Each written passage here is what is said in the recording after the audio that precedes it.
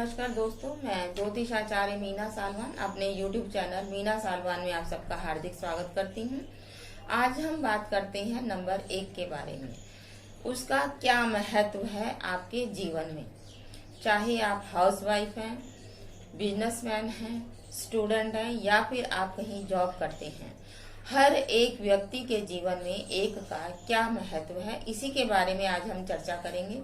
लेकिन चर्चा प्रारंभ करने से पहले मैं आपसे अनुरोध करना चाहती हूँ कि अगर आपने मेरे चैनल को अभी तक सब्सक्राइब नहीं किया तो आप मेरे चैनल को सब्सक्राइब कीजिए। स्पेशल बेल आइकन को आप जरूर दबाएं ताकि मेरी आने वाली नोटिफिकेशन आप तक पहुंच सके। जब हम एक नंबर की बात करते हैं तो इसका मतलब ये है कि हम सूर्य की बात कर रहे हैं और सूर्य सोलर सिस्टम का राजा है। तो जब हम सोलर सिस्टम के राजा की बात कर रहे हैं तो आपके जीवन में राजा जैसे गुण कैसे हैं? क्या आप अपना जीवन एक राजा की तरह बिता सकते हैं? क्या आप अपने जीवन में एक राजा की तरह निर्णय ले सकते हैं? क्या आप अपने जीवन में राजा की तरह किए गए वादों की तरह निर्णय ले सकते हैं? ये सभी चीजें रिस्पॉन्सिबल है नंबर 1 के लिए। अगर आपकी डेट ऑफ बर्थ में नंबर 1 है या नहीं है, अंक 1 आपके जीवन में क्या रोल अदा करता है, इसके बारे में हम पहले जान लेते हैं। क्योंकि सूर्य वो केंद्र बिंदु है सोलर सिस्टम का, तो सूर्य ही एक ऐसा प्लैनेट है जिससे सभी ग्रह ऊर्जा प्रदान करते हैं। और ग्रह वास्तविक में क्या है? ग्रह 9 डिफरेंट थॉट्स या पैटर्न्स जिनके कारण आपका जीवन चलता है।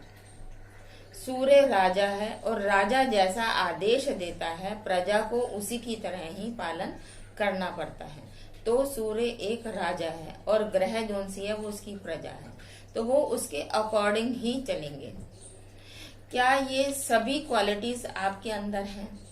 और अगर ये सारी क्वालिटीज आपके अंदर हैं तो इसका मतलब ये है कि आपके अंदर नंबर 1 की वाइब्रेशन बिल्कुल सही है। और अगर ये क्वालिटीज आपके अंदर नहीं है तो कहीं ना कहीं नंबर 1 की वाइब्रेशन डिस्टर्ब हो रही है। आप अपनी बात पर खरे नहीं उतर रहे हैं। यदि आप किसी से कमिटमेंट करते हैं तो वो पूरा नहीं करते हैं। आप अपने सभी कार्य टाइम पर नहीं कर पाते हैं। तो ये छोटी छोटी सी त्रुटियां हैं जो आपको आपके अंदर दिखाई देंगी अगर आपकी डेट ऑफ बर्थ में नंबर 1 नहीं है या बार बार रिपीट हो रहा है। यदि हम न्यूमरोलॉजी से देखें तो यदि आपकी डेट ऑफ बर्थ में नंबर 1 नहीं है या मिसिंग है तो सम टाइम आपको लगेगा कि कहीं ना कहीं अथॉरिटी या डिसिप्लिन की कमी है, कमिटमेंट मिसिंग हो रहा है।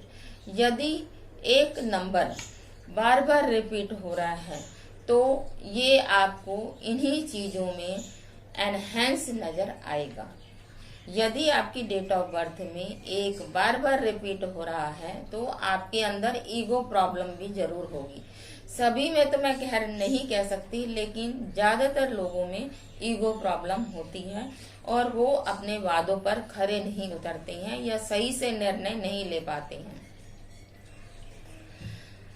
अंक 1 की अगर आपको एनर्जी लेनी है या सूर्य की एनर्जी आपको लेनी है तो यहाँ पर मैं कुछ सरल से उपाय बता रही हूँ जिनको करके आप सूर्य की एनर्जी को एनहेंस कर सकते हैं। तो सबसे पहला उपाय आप नोट कीजिए। आपने क्या करना है, प्रातः उठकर शुद्ध वस्त्र धारण, नहा धोकर शुद्ध वस्त्र धारण कीजिए और एक लोटे में जल लीजिए, उसमें थोड़ी सी रोली डालें और उसी से सूर्य भगवान को जल अर्पित करें।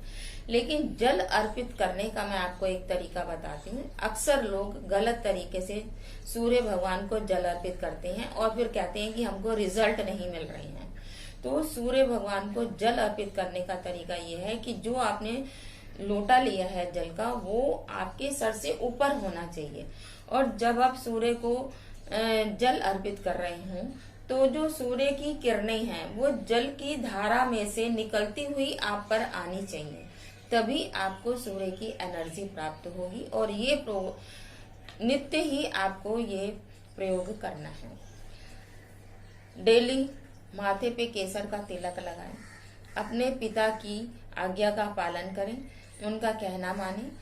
अगर आप जेंट्स हैं तो प्रतिदिन अपने पिता के चरण स्पर्श करें और उनसे आशीर्वाद प्राप्त करें। एक वाइट कागज पर, छोटा सा वाइट कागज लीजिए, उस पर केसर से स्वास्तिक बनाइए और उसे अपने वॉलेट में रखिए। तो ये छोटे छोटे से उपाय करके आप सूर्य की एनर्जी को प्राप्त कर सकते हैं। अगर आप बिजनेसमैन हैं तो आपके बिजनेस में इजाफा होगा, अगर आप स्टूडेंट हैं तो आपको स्टडी में काफी इससे फायदा होगा, और अगर आप जॉब कर रहे हैं तो आपके प्रमोशन के चांसेस बनेंगे। तो ये छोटे से या आसान से उपाय करके आप इससे सूर्य की एनर्जी को प्राप्त कर सकते हैं। यहीं पर ही मैं माता रानी से प्रार्थना करती हूँ आप सबके लिए कि आप सब पर अपना आशीर्वाद बनाए रखें। यहीं पर अपनी वाणी को विराम देती हूँ। अगले एपिसोड में नए विषय के साथ फिर हाजिर होंगी। तब तक के लिए जय श्री कृष्ण।